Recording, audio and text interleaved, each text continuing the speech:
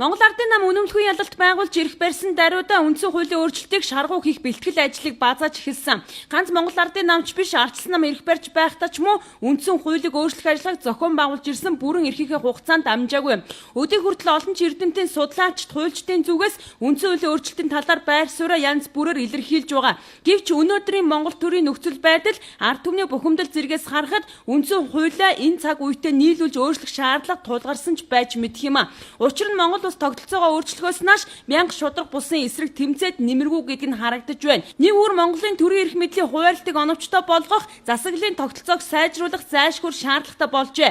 Нэгэн жишээ дурдъя. 1992 онд шинэ үндсэн хууль батлагдсанаас хойш 7 засгийн газар ажиллах ёстой гэвэл өнгөрсөн хугацаанд 17 засгийн газар ажиллажээ. Өөрөөр хэлбэл 10 засгийн газар хугацаанаас өмнө огцорч солигдож энэ хэмжээгээр улс төржсөн гэсэн үг юм. 4 жилдээ нэг удаа сонгуульддаг улс орон даяараа хуваагдан талцаж улмаар аль нэг нам нь олонх болж мөн л талцдаг. Улс төржилт нь үл ойлголцол нь үзэн ядалт үш хонцон болж байна. Ийхүү эрх мэдлийн хуваарилтыг оновчтой болгохгүй юм бол үеийн үед ийм байх болно гэдгийг өнөөдөр зарим гишүүд санууллаа.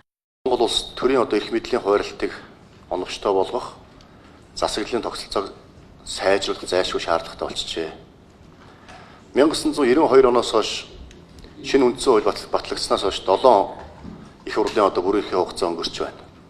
Энэ хугацаанд уулын 7 засгийн газар хамгийн ихтэй ажиллах ёстой. Гэтэл одоо 17 засгийн газар ажиллаж байна. Өөрөөр хэлэх юм бол 7 бүрэн эрхээ хугацаанд 17 засгийн газар хугацаанаас өмнө огцорч солигдож энэ хэрээр улс төрчихсөн байна. 4 жилдээ нэг сонгуул болдог. Сонгуулаараа улс төржиж одоо улс орон даяараа бид хуваагдж талцдаг. За мөн одоо 4 жилдээ нэг нам нь олон холчоо засгийн эрх барих хугацаанд дахиад бие биенээ огцруулж хоорондоо улс төрж хоорондоо хуваагдж талцдаг. Энэ юунаас болоод байгаа юм бэ? Нэг улс төржилт нь үл ойлголцол болдог, үл ойлголцол нь үзий ядалт болдог, үзий ядалт нь өш онзон болдог. Энэ маань үндсэн хуультай холбоотой байна. Энэ эрх мэдлийн хуваарилтыг оновчтой болгохгүй бол үеийн үед ийм байх юм байна гэдгийг л харж байна л да. 2008-аас 2012 онд Монгол Ардын нам ардчилсан нам хамтран засгийн эрх барьж байхдаа харьцангуй бага улс төржиж ажил хийж амлснаа биелүүлж байжээ. Үүнээс бусад хугацаанд нэгний огцруулдаг улс төржиж биенээ үзэн яддаг байсаар ирлээ. Энэ нь эргээд төрийн бодлого тогтвортой тодорхой байх зарчим сөргөөр нөлөөлж ирсэн байх юм а. Өөрөөр хэлбэл Монгол улс бодлогогүй болчихсон гэдгийг Бямцог тэргүүтэй гишүүд санууллаа. Бодлоготой болгоё засч залруулъя гэд Монгол улсын тогтвортой хөгжлийн үзэл баримтлал, Монгол улсын үндэсний хөгжлийн үзэл баримтлалыг баталсан. Харамсалтай нь гарч ирсэн нам засгийн газар нь хэрэгжүүлэхгүй байгаас үүдэн Монгол улс хөгжихгүй байна. Иймээс бид үндсэн хуулиндаа өөрчлөлт оруулах гэдгийг төрийн байгуулалтын байнгын хорооноос мэдээллээ. За Бямцогт гишүүний хэлснээр улсын хурлын гишүүн хязгааргүй эрх мэдэлтэй бүхнийг мэддэг, бүхнийг шийддэг гэж ярьдаг. Улсын хурлын гишүүнийг ажиллаа хийхгүй бол хуралдаа суухгүй бол эргүүлэн татах тэгийн тухай хууль тусгаж өргөн барьсан ч үндсэн хууль зөрчингээд саналыг мань хасчихлаа гэдгийг хэллээ.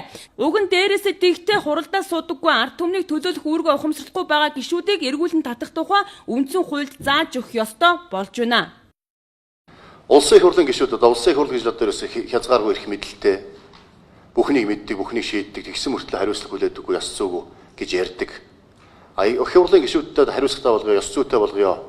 Их хурлын гишүүд хариуцлага алдах юм бол хуралдаа суухгүй бол сонгогчдыг төлөөлөх эрхээ нэг талаас нөгөө талаас үүргээ биелүүлэхгүй бол эргүүлэн татъя гэхээр үндсэн хуультай зөрчилдөнөөс сая их хурлын чулуун ордон нэгэн хуулинд өөрчлөлт оруулах санал маань одоо ингэж алга болчихж байна. Тийм бол үндсэн хуулинд өөрчлөлт оруулаад бас дээрээсээ дэгтэй болёо.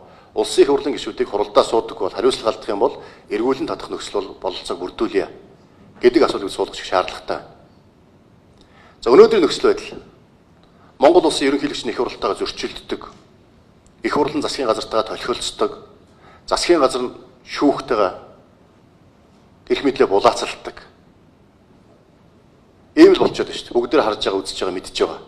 Нуугадах шаардлага байхгүй. Энэ юутай холбоотой? Өнөөдрийн үндсэн хуультай холбоотой болчиход. Өнөөдрийн бодит байдлыг хараад байхад Монгол улсын ерөнхийлөгч нь улсын хурлтайгаа зөрчилдөг, улсын хурлын засгийн газартайгаа толхилцдог, засгийн газрын шүүхтэйгээ эрх мэдлээ булаацалдаг болжээ. Энэ бол үндсэн хуультай шууд холбоотой хэмээн тайлбарлаа. Өөрөөр хэлбэл эрх мэдлийн хуваарлтыг оновчтой болгох, засаглалын тогтолцоог шаажруулах шаардлагатай байгаа нь эндээс харагдаж байгаа. Угтаа бол ерөнхийлөгч нь үндэсний нэгдлийг илэрхийлж, үндсэн хууль заасан бүрэн эрх мэдлээ хэрэгжүүлдэг байх ёстой. Харин улсын хурлын төрийн эрх барих дээд байгууллага юм бол хууль тогтоох үүргээ биелүүлдэг байх учиртай. Гүйцэтгэх засаглалаа хэрхэн эрх мэдэлтэй болгож төрийн бодлогыг хэрэгжүүлдэг болгох, шүүх засаглалаа хараат бусаар хэний ч нөлөөнд орохгүйгээр шударга үнэнээр шийдэж чаддаг байлгахыг ард түмэн хүсэж байна. За энэ бүх асуудлыг шийдэхин тулд эрх мэдлээ булаацалдсан төрийн институтыг нэг хүнчлөөс нь салгахын тулд үндсэн хуулинд өөрчлөлт оруулах зам байна гэдгийг төрийн байгуулалтын байнгын хорооны гишүүд ийхүү мэдээллээ, оюума мэдээллээ.